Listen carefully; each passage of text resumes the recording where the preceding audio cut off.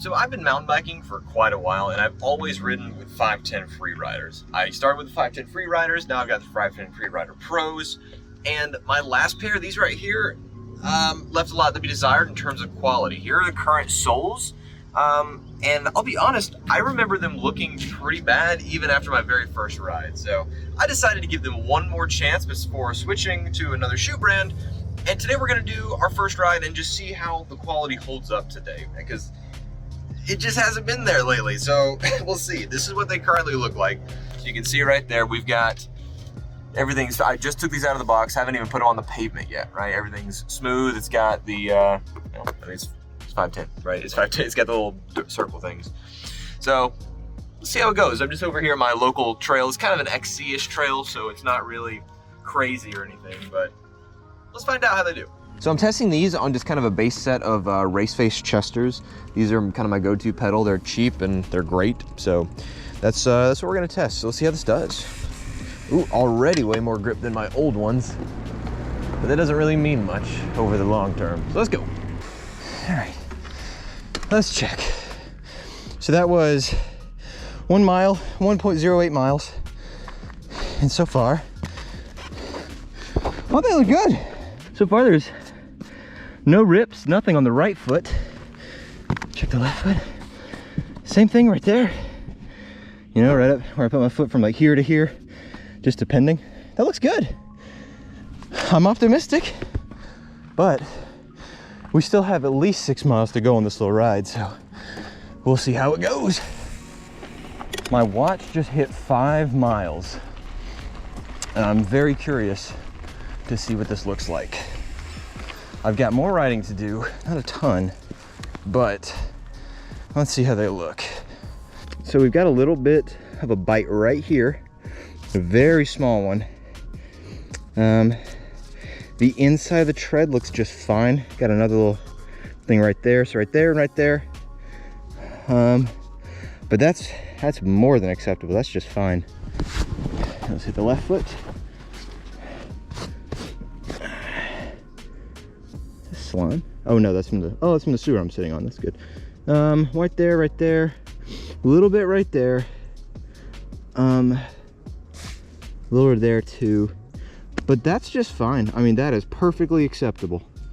That is much better than my last pair. I swear my last pair, my very first ride, I mean, it was like I got in a fight with a cactus or something. Like, it was terrible. I mean, it was literally, it looked like something had raked part of the sole out. I did 7 miles at like 45, 46 minutes, something like that. Not a crazy intense ride, just a chill ride.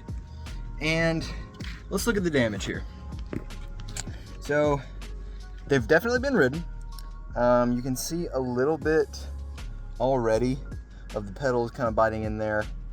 A little here and there. That one. Yeah, there's a little bit of scuffing, but yeah, right there is where it has the most wear, right in between these two, right here. You can kind of see that here. I'll get you, because you know, in the middle for the toe, that area is where you're going to see most of your wear on your shoes anyway. You know, that's really not terrible. A lot better than the last time I wore them, which was, again, you know, it was a few generations ago. So tell you what, let me go actually do a little bit of research on this, and then we'll talk about our findings. All right, so it's a few days later. I've done some research on the rubber compound on the shoes, and also went riding again. Just keep that in mind when I look at the differences here. So I just wanted to first of all talk about the difference of these two shoes. So these are my shoes right now, right? You can see after 2 rides, these are brand new, and these are my old ones. And you can see what's really frustrating to me a bit is, and this is where I knew I needed to get new shoes, is the sole is completely gone here, and we're getting into the midsole, I think is what that's called. But as you can see, the tread is completely gone on a lot of these. Now, granted, I've had these for quite a while, but it just still seemed like these wore down really quickly. These seem to hold up a little bit better, but the thing is, it might just be completely placebo, because I looked it up and it turns out Adidas actually bought 510 in 2011. I bought these way after 2011, and I bought the shoes I had, basically every 510 I've had, for mountain biking at least, has, well, rock climbing also.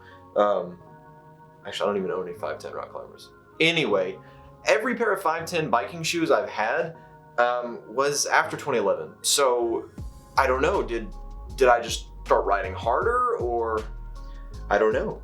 Maybe something's happened. I couldn't find any concrete evidence, but I did find a bunch of anecdotal evidence, evidence of consumers having the shoes, using the shoes, and saying that they just don't hold up as well as they used to. A lot of people are switching, but I mean, on paper, these are the same, and they have been for a while. So what I'm gonna do is just ride these for the next season or two, see how they go, and my next shoes, I might try a different one, but basically, I don't know, is the answer. I have no idea if these shoes are any different or any worse than they used to be.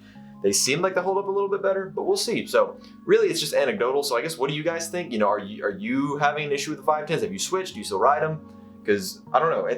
I love these shoes. I've always loved 510. They're the ones I cut my teeth on, and I don't know.